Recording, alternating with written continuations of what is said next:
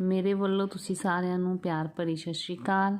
ਅੱਜ ਦੀ ਵੀਡੀਓ ਵਿੱਚ ਆਪਾਂ ਕਵਿਤਾ ਉਦੋਂ ਵਾਰਿਸ ਸ਼ਾਹ ਨੂੰ ਵੰਡਿਆ ਸੀ ਕਰਨ ਜਾ ਰਹੇ ਹਾਂ।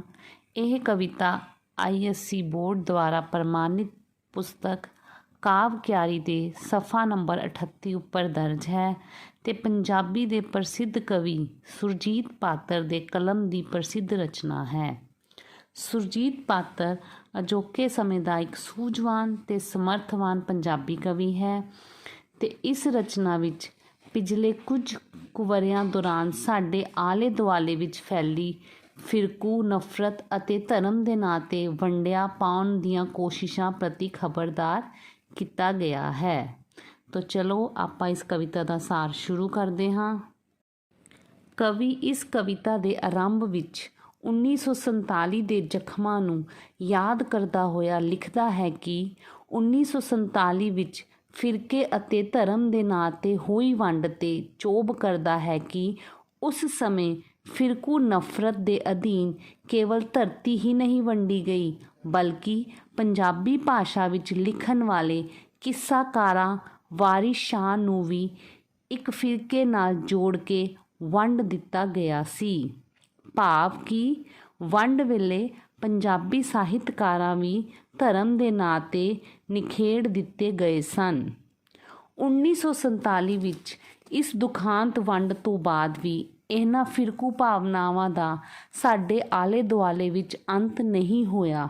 ਇਸ ਲਈ ਹੁਣ ਵਾਰਿਸ ਸ਼ਾਹ ਤੋਂ ਬਾਅਦ ਫਿਰਕੇ ਦੇ ਆਧਾਰ 'ਤੇ ਸ਼ਿਵ ਕੁਮਾਰ ਦੀ ਵਾਰੀ ਹੈ। ਸੋ ਲੇਖਕ ਨੂੰ ਇੰਜ ਲੱਗਦਾ ਹੈ ਕਿ ਹੁਣ ਵਾਰਿਸ ਸ਼ਾਹ ਤੋਂ ਬਾਅਦ ਧਰਮ ਜਾਂ ਫਿਰਕੇ ਦੇ ਆਧਾਰ 'ਤੇ ਸ਼ਿਵ ਕੁਮਾਰ ਬਟਾਲਵੀ ਵਰਗੇ ਕਵੀ ਨੂੰ ਪੰਜਾਬੀ ਸਾਹਿਤ ਤੋਂ ਨਿਖੇੜ ਦਿੱਤਾ ਜਾਵੇਗਾ। 1947 ਦੀ ਵੰਡ ਵੇਲੇ ਸਮੁੱਚੇ ਪੰਜਾਬੀਆਂ ਨੂੰ ਫਿਰਕੂ ਨਫ਼ਰਤ ਕਾਰਨ ਜੋ ਦੁੱਖ ਸਹੇ ਸਨ, ਹੁਣ ਲੱਗਦਾ ਹੈ ਕਿ ਉਹ ਬੀਤੇ ਵੇਲੇ ਦੇ ਵੱਟ ਉਹਨਾਂ ਨੂੰ ਵਿਸਰ ਗਏ ਹਨ ਤੇ ਇਸ ਲਈ ਉਹ ਹੁਣ ਮੁੜ ਫਿਰਕੇ ਦੇ ਧਰਮ ਦੇ ਨਾਂ 'ਤੇ ਵੰਡਿਆ ਪਾ ਕੇ ਨਵੇਂ ਵੱਟ ਸਹੇੜਨ ਦੀ ਤਿਆਰੀ ਕਰ ਰਹੇ ਹਨ। ਕਵੀ ਫਿਰਕੇ ਦੇ ਧਰਮ ਦੇ ਨਾਂ 'ਤੇ ਵੰਡਿਆ ਪਾਉਣ ਵਾਲਿਆਂ ਨੂੰ ਤਾੜਨਾ ਕਰਦਾ ਹੈ ਤੇ ਮਨੁੱਖਤਾ ਦੀ ਗੱਲ ਛੇੜਦਿਆਂ ਬਿਆਨ ਕਰਦਾ ਹੈ ਕਿ ਬੇਸ਼ੱਕ ਉਹਨਾਂ ਨੇ ਧਰਮ ਦੇ ਨਾਂ ਪਾੜ ਪਾ ਕੇ ਪੰਜਾਬੀ ਸਾਹਿਤਕਾਰਾਂ ਤੇ ਮਹਾਂਪੁਰਸ਼ਾਂ ਨੂੰ ਵੰਡਣ ਦੀ ਕੋਸ਼ਿਸ਼ ਕੀਤੀ ਹੈ, ਪਰ ਸਾਨੂੰ ਮਹਾਨ ਸੂਫੀ ਸੰਤ ਸ਼ੇਖ ਫਰੀਦ ਅਤੇ ਉਹਨਾਂ ਦੇ ਰੱਬੀ ਪ੍ਰੇਮ ਵਿੱਚ ਗੁੰਜੀ ਅਤੇ ਸਾਂਝੀ ਵਾਲਤਾ ਦਾ ਸੁਨੇਹਾ ਦੇਣ ਵਾਲੀ ਬਾਣੀ ਤੋਂ ਕੋਈ ਨਹੀਂ ਵੱਖ ਕਰ ਸਕਦਾ, ਕਿਉਂਕਿ ਉਹਨਾਂ ਦੀ ਬਾਣੀ ਵਿੱਚ ਇੰਨੀ ਮਿਠਾਸ ਅਤੇ ਰਸ ਹੈ ਕਿ ਇਸ ਦੇ ਸਾਹਮਣੇ ਸਾਨੂੰ ਅੰਮ੍ਰਿਤ ਦੀ ਮਿਠਾਸ ਵੀ ਫਿੱਕੀ ਪ੍ਰਤੀਤ ਹੁੰਦੀ ਹੈ। ਇਸੇ ਤਰ੍ਹਾਂ ਸੰਤ ਕਬੀਰ ਜੀ ਦੇ ਦੋਹਿਆਂ ਤੋਂ ਬਿਨਾਂ ਸਾਨੂੰ ਪੰਜਾਬੀ ਸਾਹਿਤ ਬਹੁਤ ਛੋਟਾ ਤੇ ਉੱਨਾ ਲੱਗਦਾ ਹੈ, ਕਿਉਂਕਿ ਉਹਨਾਂ ਦੇ ਰਚੇ ਦੋਹਿਆਂ ਵਿੱਚ ਰਚੀ ਵਿਚਾਰਧਾਰਾ ਦਾ ਕੋਈ ਮਾਨੀ ਨਹੀਂ ਹੋ ਸਕਦਾ। ਇਸੇ ਤਰ੍ਹਾਂ ਜੋ ਕਵੀ ਸਾਹਿਤਕਾਰ ਜਾਂ ਮਹਾਂਪੁਰਖ ਸਮਾਜ ਵਿੱਚ ਪਸਰੀ ਫਿਰਕੂ ਸੋਚ ਦੇ ਹਨੇਰੇ ਨੂੰ ਮਿਟਾਉਣ ਲਈ ਆਪਣੀ ਕਲਮ ਅਤੇ ਵਿਚਾਰਾਂ ਦੇ ਜ਼ਰੀਏ ਭਾਈਚਾਰੇ ਅਤੇ ਮਨੁੱਖਤਾ ਦਾ ਸੰਦੇਸ਼ ਦੇਣ ਵਾਲੀ ਜੋਤ ਵਾਂਗ ਜਗਦਾ ਹੈ ਤੇ ਗਿਆਨ ਦਾ ਚਾਨਣ ਫੈਲਾਉਂਦਾ ਹੈ, ਉਹ ਸਾਰੀ ਮਨੁੱਖਤਾ ਦਾ ਸਾਂਝਾ ਹੈ। ਉਸ ਨੂੰ ਕਿਸੇ ਵੀ ਧਰਮ ਜਾਂ ਫਿਰਕੇ ਨਾਲ ਜੋੜ ਕੇ ਵੰਡਿਆ ਨਹੀਂ ਜਾ ਸਕਦਾ।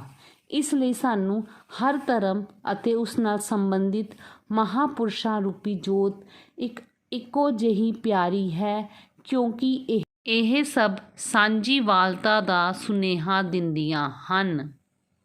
ਇਸ ਤੋਂ ਬਾਅਦ ਕਵੀ ਗੁਰੂ ਨਾਨਕ ਦੇਵ ਜੀ ਵਿਚਾਰਧਾਰਾ 'ਤੇ ਚਾਨਣ ਪਾਉਂਦਿਆਂ ਲਿਖਦਾ ਹੈ ਕਿ ਉਹਨਾਂ ਨੇ ਆਪਣੀ ਬਾਣੀ ਰਾਹੀਂ ਇੱਕ ਈਸ਼ਵਰ ਅਤੇ ਧਾਰਮਿਕ ਏਕਤਾ ਦਾ ਸੁਨੇਹਾ ਦਿੱਤਾ ਤੇ ਸਪਸ਼ਟ ਕੀਤਾ ਹੈ ਕਿ ਇਹ ਸਾਰੀ ਕੁਦਰਤ ਉਸ ਨਿਰਾਕਾਰ ਪਰਮਾਤਮਾ ਦੀ ਲਗਾਤਾਰ ਉਸਤਤ ਭਾਵ ਆਰਾਧਨਾ ਕਰ ਰਹੀ ਹੈ। ਇਹ ਅਸਮਾਨ ਉਸ ਅਕਾਲ ਪੁਰਖ ਦੀ ਆਰਤੀ ਲਈ ਇੱਕ ਥਾਲ ਵਾਂਗ ਹੈ, ਜਿਸ ਵਿੱਚ ਚਮਕਣ ਵਾਲੇ ਸੂਰਜ ਅਤੇ ਚੰਦਰਮਾ ਦੀਵਿਆਂ ਦੇ ਸਮਾਨ ਹਨ ਅਤੇ ਤਾਰੇ ਪੂਜਾ ਲਈ ਰੱਖੇ ਮੋਤੀਆਂ ਦੇ ਵਾਂਗ ਹਨ। ਉਸੇ ਤਰ੍ਹਾਂ ਹਰ ਘੜੀ ਵਗਦੀ ਹਵਾ ਉਸ ਨਿਰਾਕਾਰ ਪਰਮਾਤਮਾ ਨੂੰ ਚਵਰ ਭਾਵ ਪੱਖਾ ਚਲਾਉਂਦੀ ਹੋਈ ਪ੍ਰਤੀਤ ਹੁੰਦੀ ਹੈ। ਇਸ ਤਰ੍ਹਾਂ ਗੁਰੂ ਨਾਨਕ ਦੇਵ ਜੀ ਦੀ ਬਾਣੀ ਸਰਬ ਸਾਂਝੀ ਹੈ, ਪਰ ਫਿਰਕੂ ਸੋਚ ਤਹਿਤ ਉਹਨਾਂ ਦੀ ਬਾਣੀ ਨੂੰ ਵੀ ਇੱਕ ਫਿਰਕੇ ਨਾਲ ਜੋੜ ਕੇ ਇਸ ਵਿੱਚ ਫਿਰਕ ਵਿਚਾਰਾਂ ਦੀ ਲੀਕ ਖਿੱਚ ਕੇ ਇਸ ਨੂੰ ਵੰਡ ਦਿੱਤਾ ਗਿਆ ਹੈ। ਕਵੀ ਮਾਂ ਬੋਲੀ ਪੰਜਾਬੀ ਨੂੰ ਵੀ ਕਿਸੇ ਇੱਕ ਫਿਰਕੇ ਜਾਂ ਧਰਮ ਨਾਲ ਜੋੜ ਕੇ ਇਸ ਤੋਂ ਮੂੰਹ ਮੋੜਨ ਵਾਲੇ ਪੁੱਤਰਾਂ ਨੂੰ ਨਸੀਹਤ ਦਿੰਦਾ ਤੇ ਸਮਝਾਉਂਦਾ ਹੋਇਆ ਲਿਖਦਾ ਹੈ ਕਿ ਜੋ ਲੋਕ ਫਿਰਕੂ ਵਿਚਾਰਾਂ ਦੇ ਅਧੀਨ ਪੰਜਾਬੀ ਮਾਂ ਬੋਲੀ ਨੂੰ ਅਪਣਾਉਣ ਤੋਂ ਇਨਕਾਰੀ ਹਨ, ਇਸ ਨੂੰ ਕਿਸੇ ਇੱਕ ਇਲਾਕੇ ਦੀ ਬੋਲੀ ਕਰਾਰ ਦੇ ਕੇ ਇਸ ਤੋਂ ਪਾਸਾ ਵੱਟ ਰਹੇ ਹਨ, ਉਹ ਆਪਣੀ ਮਾਂ ਬੋਲੀ ਵਿੱਚ ਵੀ ਮਿਠਾਸ ਅਤੇ ਮਨ ਦੇ ਭਾਵਾਂ ਨੂੰ ਪ੍ਰਗਟ ਕਰਨ ਦੇ ਸੁੱਖ ਤੋਂ ਵਾਂਝੇ ਰਹਿ ਜਾਂਦੇ ਹਨ। ਤੇ ਇਸੇ ਤਰ੍ਹਾਂ ਮਾਂ ਬੋਲੀ ਤੋਂ ਮੁਨਕਰ ਮਨੁੱਖ ਜਦੋਂ ਪਰਾਈਆਂ ਬੋਲੀਆਂ ਦਾ ਗੁਲਾਮ ਬਣ ਕੇ ਆਪਣੀ ਪਛਾਣ ਗੁਆ ਕੇ ਜੋ ਦੁੱਖਾਂ ਤਕਲੀਫਾਂ ਤੇ ਬੇਕਦਰੀ ਰੂਪੀ ਧੁੱਪ ਸਹਿੰਦਾ ਹੈ, ਉਸ ਨੂੰ ਸਹਿ ਕੇ ਤੇ ਠੋਕਰ ਖਾ ਕੇ ਇੱਕ ਨਾ ਇੱਕ ਦਿਨ ਆਪਣੀ ਮਾਂ ਬੋਲੀ ਆਪਣੀ ਮਾਤ ਭਾਸ਼ਾ ਦੀ ਕਦਰ ਸਮਝ ਆ ਹੀ ਜਾਂਦੀ ਹੈ ਤੇ ਉਸ ਨੂੰ ਸਪਸ਼ਟ ਹੋ ਜਾਂਦਾ ਹੈ ਕਿ ਮਾਂ ਬੋਲੀ ਕਿਸੇ ਇੱਕ ਫਿਰਕੇ ਨਾਲ ਵੰਜੀ ਨਹੀਂ ਹੁੰਦੀ। ਇਸੇ ਤਰ੍ਹਾਂ ਫਿਰਕੇ ਦੇ ਆਧਾਰ 'ਤੇ ਮਾਂ ਬੋਲੀ ਨੂੰ ਨਕਾਰਨ ਵਾਲਾ ਅਖੀਰ ਪਛਤਾਉਂਦਾ ਹੈ ਤੇ ਉਸ ਨੂੰ ਇੰਜ ਪ੍ਰਤੀਤ ਹੁੰਦਾ ਹੈ ਜਿਵੇਂ ਉਸ ਦੀ ਮਾਂ ਬੋਲੀ ਰੂਪੀ ਠੰਡੜੀ ਮਾਂ ਉਸ ਨੂੰ ਜਾਂ ਠੰਡੜੀ ਛਾਂ ਉਸ ਨੂੰ ਪੁਕਾਰ ਰਹੀ ਹੋਵੇ। ਇਸ ਤੋਂ ਬਾਅਦ ਕਵਿਤਾ ਦੇ ਦੂਸਰੇ ਪੜਾਅ ਵਿੱਚ ਕਵੀ ਸੰਘਰਸ਼ ਦੇ ਰਾਹ ਪਏ ਲੋਕਾਂ ਨੂੰ ਜੋ ਕਿ ਫਿਰਕੇ ਜਾਂ ਧਰਮ ਦੇ ਆਧਾਰ 'ਤੇ ਸੰਘਰਸ਼ ਕਰ ਰਹੇ ਹਨ, ਉਹਨਾਂ ਨੂੰ ਸੰਬੋਧਿਤ ਕਰਦਿਆਂ ਲਿਖਦਾ ਹੈ ਕਿ ਉਹ ਉਹਨਾਂ ਨੂੰ ਇਹ ਨਹੀਂ ਆਖਦਾ ਆਪਣੇ ਲਈ ਨਿਆਂ ਜਾਂ ਇਨਸਾਫ ਦੀ ਮੰਗ ਨਾ ਕਰਨ। ਉਹ ਉਹਨਾਂ ਨੂੰ ਇਸ ਗੱਲ ਤੋਂ ਵੀ ਨਹੀਂ ਰੋਕਦਾ ਕਿ ਉਹ ਆਪਣੇ ਅਧਿਕਾਰਾਂ ਦੀ ਪ੍ਰਾਪਤੀ ਲਈ ਜੋ ਲੜਾਈ ਲੜਨ ਦੀ ਲੋੜ ਹੈ ਉਹ ਨਾ ਲੜਨ। ਉਹ ਤਾਂ ਕੇਵਲ ਸਮਝਾਉਣਾ ਚਾਹੁੰਦਾ ਹੈ ਕਿ ਜੰਗ ਛੇੜਨ ਤੋਂ ਪਹਿਲਾਂ ਦੁਸ਼ਮਣ ਦੀ ਪਛਾਣ ਤਾਂ ਕਰ ਲਈ ਜਾਵੇ, ਤਾਂ ਜੋ ਕਿਤੇ ਇਹ ਨਾ ਹੋਵੇ ਕਿ ਹੱਕਾਂ ਦੀ ਪ੍ਰਾਪਤੀ ਦੇ ਨਾਂ 'ਤੇ ਭੁਲੇਖੇ ਵਿੱਚ ਛੇੜੀ ਜੰਗ ਵਿੱਚ ਆਪਣੇ ਹੀ ਭਾਈਚਾਰੇ ਦੇ ਲੋਕਾਂ ਦੀ ਬਲੀ ਚੜ੍ਹ ਜਾਵੇ ਤੇ ਇਸੇ ਤਰ੍ਹਾਂ ਆਪਣਾ ਹੀ ਨੁਕਸਾਨ ਨਾ ਹੋ ਜਾਵੇ। ਇਸੇ ਤਰ੍ਹਾਂ ਕਵੀ ਧਰਮ ਜਾਂ ਫਿਰਕੇ ਦੇ ਆਧਾਰ 'ਤੇ ਹੱਕ ਜਾਂ ਇਨਸਾਫ ਮੰਗਣ ਲਈ ਸੰਘਰਸ਼ ਦੇ ਰਾਹ ਪਏ ਮਨੁੱਖ ਨੂੰ ਸਮਝਾਉਂਦਾ ਹੈ ਕਿ ਉਸ ਨੂੰ ਫਿਰਕੂ ਭਾਵਨਾਵਾਂ ਫੈਲਾ ਕੇ ਕੁਰਬਾਨੀਆਂ ਤੋਂ ਬਾਅਦ ਮਿਲੀ ਆਜ਼ਾਦੀ ਰੂਪੀ ਖੰਭਾਂ ਦੀ ਤੋਹੀਨ ਜਾਂ ਬੇਕਦਰੀ ਨਹੀਂ ਕਰਨੀ ਚਾਹੀਦੀ, ਕਿਉਂਕਿ ਧਰਮ ਜਾਂ ਫਿਰਕੇ ਦੇ ਹਿੱਤਾਂ ਦੀ ਲੜੀ ਜਾਣ ਵਾਲੀ ਲੜਾਈ ਬਹੁਤ ਹੀ ਛੋਟੀ ਲੜਾਈ ਹੈ। ਇਸ ਤੋਂ ਬਾਅਦ ਕਵੀ ਫਿਰਕੂ ਸੰਘਰਸ਼ ਦੇ ਰਾਹ ਪਏ ਮਨੁੱਖ ਨੂੰ ਇਹ ਦਰਸਾਉਂਦਾ ਹੈ ਕਿ ਅਜੇ ਤਾਂ ਅਸੀਂ ਸਮਾਜਿਕ ਬੁਰਾਈਆਂ ਦੇ ਵਿਰੁੱਧ ਲੜਨਾ ਹੈ। ਸਮਾਜ ਵਿੱਚ ਫੈਲੇ ਹੋਏ ਦੁੱਖਾਂ, ਰੋਗਾਂ, ਗਰੀਬੀ ਅਤੇ ਇਹਨਾਂ 'ਤੇ ਉਪਜੀ ਭੁੱਖ ਨੰਗ ਤੋਂ ਵਿਰੁੱਧ ਲੜਾਈ ਲੜਨੀ ਹੈ। ਇਸ ਤੋਂ ਇਲਾਵਾ ਅਜੇ ਬਹੁਤ ਵੱਡੀ ਲੜਾਈ ਫਿਰਕੂ ਅਨਸੰਗ ਰੂਪੀ ਰੁੱਖਾਂ ਦੇ ਖਿਲਾਫ ਲੜਨੀ ਹੈ, ਜੋ ਫਿਰਕੂ ਹਿੱਤਾਂ, ਹੱਕਾਂ ਦੇ ਇਨਸਾਫ ਰੂਪੀ ਛਾਂ ਦੇ ਲਾਲਚ ਤਹਿਤ ਮਨੁੱਖਤਾ ਨੂੰ ਬਰਬਾਦ ਕਰਦੀ ਹੈ। ਕਵੀ ਸੰਘਰਸ਼ ਦੇ ਰਾਹ ਪਏ ਮਨੁੱਖ ਨੂੰ ਸੰਬੋਧਿਤ ਕਰਦਾ ਹੋਇਆ ਲਿਖਦਾ ਹੈ ਕਿ ਉਹ ਉਸ ਦੀ ਤਲਵਾਰ ਦੀ ਧਾਰ ਤੋਂ ਬਲਿਹਾਰੀ ਜਾਂਦਾ ਹੈ, ਕਿਉਂਕਿ ਲੋੜ ਵੇਲੇ ਉਹ ਤਲਵਾਰ ਦੀ ਵਰਤੋਂ ਤੋਂ ਇਨਕਾਰੀ ਨਹੀਂ ਹੈ। ਉਹ ਜਾਣਦਾ ਹੈ ਕਿ ਤਲਵਾਰ ਜਬਰ ਜ਼ੁਲਮ ਠੱਲ ਪਾਉਣ ਲਈ, ਇਨਸਾਫ ਪ੍ਰਾਪਤ ਕਰਨ ਲਈ ਇੱਕ ਸ਼ਕਤੀਸ਼ਾਲੀ ਸਾਧਨ ਬਣਨ ਦੀ ਸਮਰੱਥਾ ਰੱਖਦੀ ਹੈ।